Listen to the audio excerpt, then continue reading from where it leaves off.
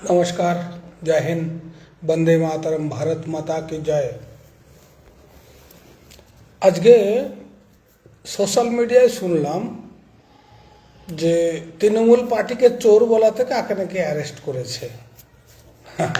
ও তো পার্টিকে বলেছে, আবার প্রশাসনকে বলে তো তারপরেও অ্যারেস্ট হয়ে যাবে। প্রশাসন সমেত, পার্টি সমেত তৃণমূল সমস্ত চোর, গুন্ডা, বদমাইশ, ডাকাত, হারামিরা।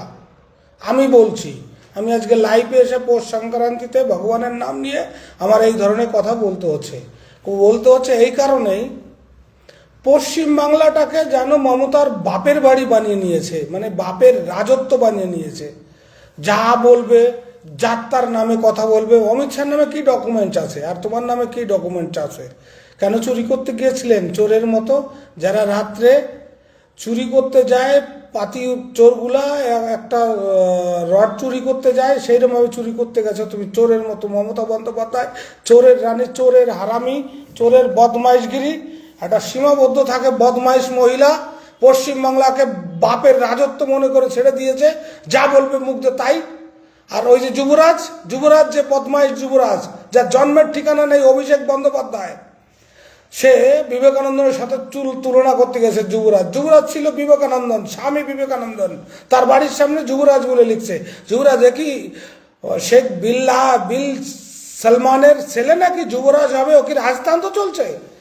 না মমতা রাজা তার ছেলে নাকি যুবরাজ মানে কি? যুবরাজ শব্দের অর্থ কি? পশ্চিমবাংলার বাসীকে বলবো যে তৃণমূলের দালালগুলো যুবরাজ বলে লেখেন, যে দালালি করে, পয়সা আড়প করে, ব্যাংক প্রপার্টি করা থেকে, সম্পত্তি করা থেকে যে দালালদের সতর্ক করতে চাই।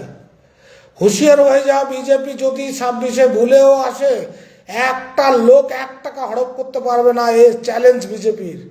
আর একটা কথা বলি, শুনুন, পশ্চিমবাংলাবাসীকে একটাই কথা বলছি, উকড়ে ফেলে দিন বঙ্গোপসাগরে। এই চোরের রানীকে আর দরকার নেই, অনেক হয়েছে। সংবিধান বলতে কিছু মানে না, সংবিধান জানে না, যেন নিজের রাষ্ট্র মনে করেছে মমতা বন্দ্যোপাধ্যায়। রাষ্ট্রের যে নীতি কারণ, যে আদর্শ, সে কিছু মানে না। ওর ব্যক্তিগত সব কিছু মুখ দিয়ে বলে দিলেও হয়ে গেল। খ্যাপা কুত্তায় কামড়িয়েছে মমতা বন্দ্যোপাধ্যায়কে। তবে একটা জিনিস কি, আমি বিজেপি সমস্ত লিডারদের একটা কথা বলতে চাই, আপনারা যদি পশ্চিমবাংলা রাখতে চান, আগে চুরি ঠেকানোর ব্যবস্থা করুন। চুরি ঠেকালে 10% ভোট মমতা বন্দ্যোপাধ্যায়ের বর্তমান সময় নেই, পাবে না। এটা চ্যালেঞ্জ। খালি চুরি ঠেকাতে হবে। চুরি ঠেকান, 2 হাত ভরে আশীর্বাদ করবে সাধারণ মানুষ। সাধারণ মানুষ অত বড় বোকা নয়, ওই সব চোরের রানীকে আর ভোট দিতে চায় না। তবে আমি ইলেকশন কমিশনারকেও একটা অনুরোধ করব, আপনারা এই সাহেবটা, ওটা সেমিফাইনাল আর ফাইনাল আপনি যদি চুরি না করতে দেন তাহলে হবে। অনুরোধ করব ইলেকশন কমিশনারকে আমার ব্যক্তিগত হিসাবে, পশ্চিমবাংলাটাকে নষ্ট করবেন না, শুধু চুরিটা ঠেকান স্যার। আপনি চুরি না ঠেকালে পশ্চিমবাংলা আগামী দিনে, বিগত 2021 সালে যে বিধানসভা ইলেকশন হয়েছে, 150 জনের মৃত্যুর হোলি খেলছে তৃণমূল কংগ্রেস। আমি আপনাদের কাছে অনুরোধ করব, হোলি খেলতে দেবেন না, চুরি করতে দেবেন না। এই মমতাকে কেউ ভোট দেয় না, ও গায়ের জোরে স্টেট গভর্নমেন্টের সমস্ত পোলিং এজেন্ট, কাউন্টিং এজেন্ট, এ সমস্ত লোক সব সেটিং থাকে ওদের। অভিষেক বন্দ্যোপাধ্যায় শুধু সেটিং করে, যত কারাপশনের টাকা আছে সেই টাকা পয়সা ঢেলে করে। জানেন, গত বিধানসভায় 2021 সালে যে ঘটনাগুলো ঘটেছে, আমার নিজের চোখে ঘটেছে, আমার নিজের সামনে ঘটেছে, সব বলতে পারিনি ভয়ে। আজকে সাধারণ মানুষের রক্ত নিয়ে খেলছে তৃণমূল কংগ্রেস। একে ভোট দেবে না। ইলেকশন কমিশনার আর বিজেপি লিডারদের আমি একটাই কথা বলবো, প্লাস আমাদের কেন্দ্রীয় যে নেতৃত্ব, বিশেষ করে নরেন্দ্র দামোদর দাস মোदी और अमित शाह जी, आप लोग थोड़ा सतर्क रहिएगा। सतर्क नहीं रहेगा तो पूरा पश्चिम बांग्ला वो लोग फिर से दखल कर लेगा, गुंडागर्दी, दादागिरी करके। कुछ दूसरा समाज का लोग काटाकाटी, मारामारी करते हैं, पुलिस लोग उसी के सपोर्ट करते हैं। ये सपोर्ट करना अच्छा नहीं है।